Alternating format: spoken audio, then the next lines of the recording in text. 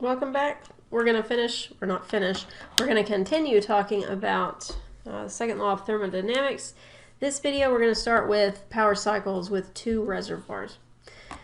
Now a system that's undergoing a power cycle with two thermal reservoirs, we're going to say we have one that's hot, one that's cold, has the thermal efficiency of, now let's put an equation. We're going to have the symbol eta again. We've used that before. That's going to equal work for the cycle over QH.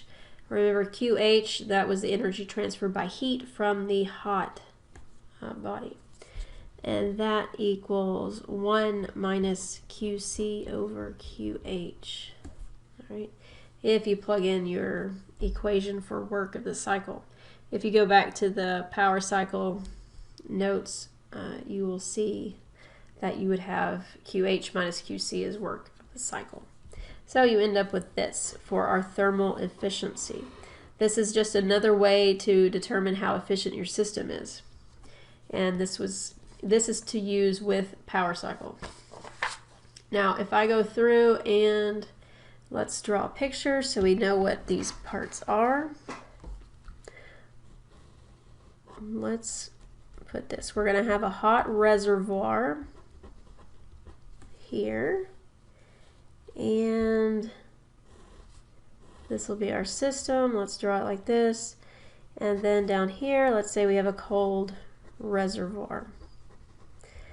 When we originally talked about power cycle, we just put hot body, cold body, but now let's just switch it to a reservoir so we know that the temperature of these two bodies will stay the same.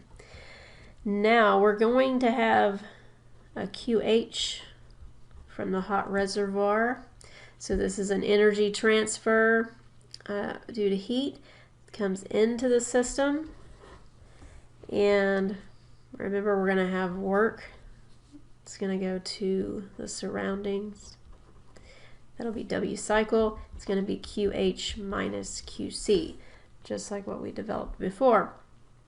And then, since we don't have an entirely efficient process here, we're going to have another heat transfer. This is going to be QC. So this will be the energy transfer by heat from the system to the cold reservoir.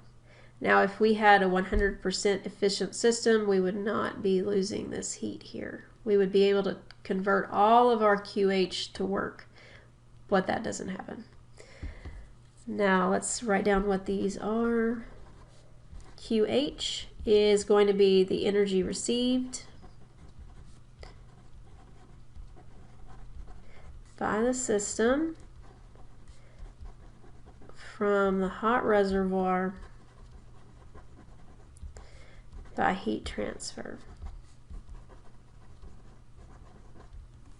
And then Q8 or QC is just kind of the opposite. This will be the amount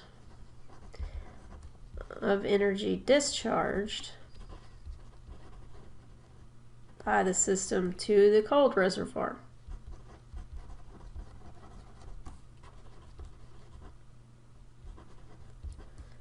By heat transfer. Now we've got that.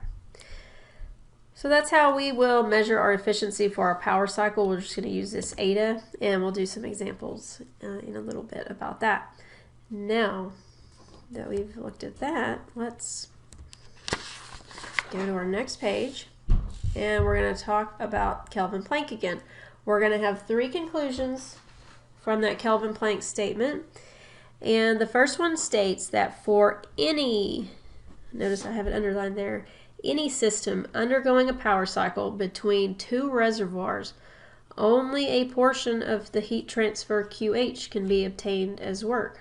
The rest of that is going to be discharged to the cold reservoir. That means that our thermal efficiency is always going to be less than 100%. All right, so you don't have a power cycle that is 100% efficient. It's not going to happen. You always have inefficiencies. Now the next two conclusions that we get from the Kelvin-Planck statement, these are known as the Carnot Corollaries. Okay. And the first one states that the thermal efficiency of an irreversible power cycle is always less than the efficiency of a reversible power cycle operating within the same reservoirs. All right. So if you have the same hot reservoir and the same cold reservoir, and you have an irreversible power cycle, that's always going to be less efficient than the reversible power cycle. And remember, reversible means that you could basically return back to your initial state, and that would be your ideal case. Right? And we don't have an ideal case, so an irreversible power cycle is always going to be less efficient than the ideal case. That's essentially what that's saying. Now, number 3, all reversible power cycles operating between the same two reservoirs are going to have the same thermal efficiency.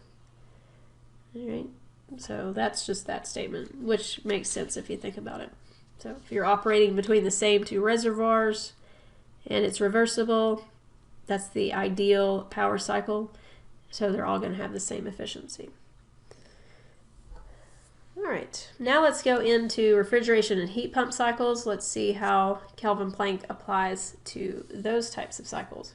Remember, on this one, let's draw one of these. If we have a hot reservoir here, and then our system, and let's put a cold reservoir down here. For this one, remember our Q's are kind of going in the opposite direction. So now from the cold reservoir, we're going to have an energy transfer from heat right there. So QC is going into the system, and we're going to have something external supplying work here. So we're going to have an energy transfer due to work from the outside, so that's pointing in. So we have W cycle is going to equal QH minus QC, and then we're going to discharge energy by heat to the hot reservoir, and that'll be QH. Now, this is going to be for our refrigeration cycle. We're going to talk about our coefficient of performance again.